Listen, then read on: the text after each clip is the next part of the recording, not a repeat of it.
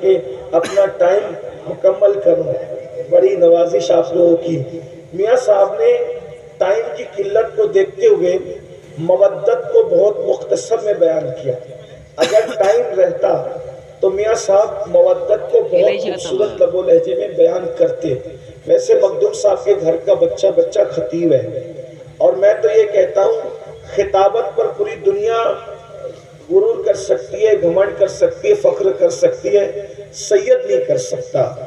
اس کی وجہ یہ ہے کہ امام زین العابدین نے دمشق کی جامع مسجد میں کہا تھا، یزید تو میرے مقابلے میں اپنے خطیبوں کو کیا کھڑا کرتا ہے؟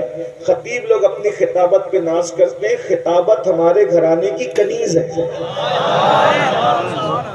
کنیزوں پہ تو فخر نہیں ہوتا، کنیزوں پہ فخر نہیں ہوتا، تو اس لیے اس پہ کوئی فخر کی بات نہیں۔ تو سید صاحب قبلہ مخدوم صاحب کے شہزادے ہیں، انہوں نے بڑا مختصر آپ کے سامنے مودت کا تذکرہ کیا۔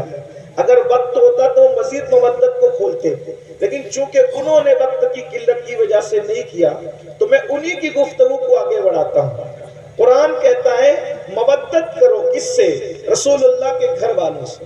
اور ایک خاص بات یہ ہے، یہ مودت کے الفاظ اس شان کے ساتھ کہیں اور آپ کو نظر نہیں آئیں گے۔ مودت کسے کہتے ہیں؟ آسان زبان میں مودت، اللہ اکبر، جہاں محبت ہو وہاں مودت بھی ہو، ضروری نہیں ہے، لیکن جہاں مودت ہوتی ہے وہاں محبت ضرور ہوتی ہے۔ اس لیے اب محبت اور مودت میں فرق کیا ہے کہ آسان زبان میں سمجھنے کی کوشش کریں۔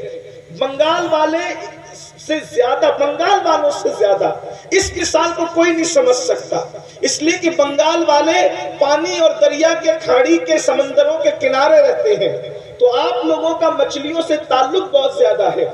آپ نے دیکھا ہوگا کہ مچھلی کے کئی دریا کے کئی جانور ہیں، پانی کے کئی جانور ہیں، اس میں سے ایک مینڈک بھی ہے، کیکڑا بھی ہے، مچھلی بھی ہے، لیکن اپنے ذوق کے مطابق اس کو آپ گالی مت سمجھیے گا، سمجھانے کے لیے میں بطور ذوق یہ بات کہہ رہا ہوں کہ مینڈک اور کیکڑا ایسے منافق ہیں کہ جب پانی میں جاتے ہیں تو ان کا جیون پانی ہو جاتا ہے، لیکن جب ان کو باہر نکالا جاتا ہے تو وہ سانس لے کر بھی جی لیتے ہیں، اس لیے کہ وہ پانی سے محبت کرتے ہیں، صرف مودت نہیں کرتے۔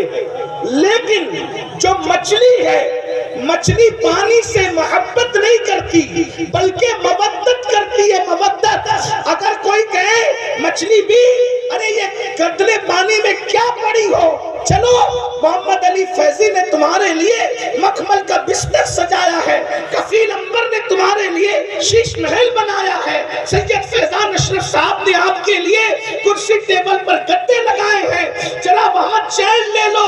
مگر وہ کتنی پیور محبت کرتی ہے، وہ کہتی ہے مجھے پانی کے علاوہ کچھ سمجھ ہی میں نہیں آتا، مجھے کسی کا مخملی چادر نہیں چاہیے، کسی کے گدے نہیں چاہیے، بلکہ مجھے تو سکون صرف پانی میں ملے گا اور صرف پانی میں ملے گا۔